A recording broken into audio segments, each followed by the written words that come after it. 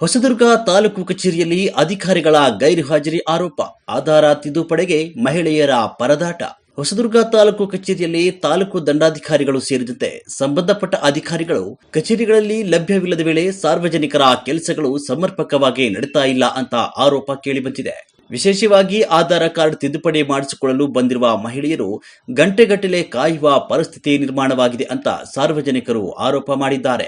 ಸರ್ಕಾರಿ ಕೇಂದ್ರದಲ್ಲಿ ಆಧಾರ ತಿದ್ದುಪಡಿಗೆ ನಿಗದಿತ ಶುಲ್ಕ ಕಡಿಮೆ ಇದ್ರೂ ಖಾಸಗಿ ಕೇಂದ್ರಗಳಲ್ಲಿ ₹150ವರೆಗೆ ಶುಲ್ಕ ಪಡೆಯಲಾಗ್ತಾ ಇದೆ ಅಂತ ಮಹಿಳೆಯರು ಅಸಮಾಧಾನ ವ್ಯಕ್ತಪಡಿಸಿದ್ದಾರೆ.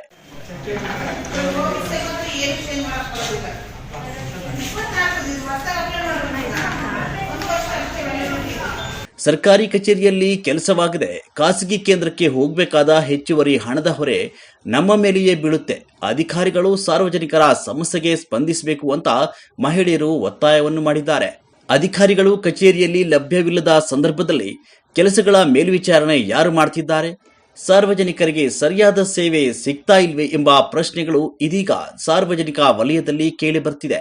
ತಾಲೂಕು ಆಡಳಿತವು ಈ ಬಗ್ಗೆ ಪರಿಶೀಲನೆ ನಡೆಸಿ ಆಧಾರ ತಿದ್ದುಪಡಿಗಾಗಿ ಬರುವ ಸಾರ್ವಜನಿಕರಿಗೆ ಸರ್ಕಾರಿ ದರದಲ್ಲಿ ಸಮಯಕ್ಕೆ ಸರಿಯಾಗಿ ಸೇವೆ ಒದಗಿಸಬೇಕು ಎಂಬುದು ಸಾರ್ವಜನಿಕರ ಆಗ್ರಹವಾಗಿದೆ.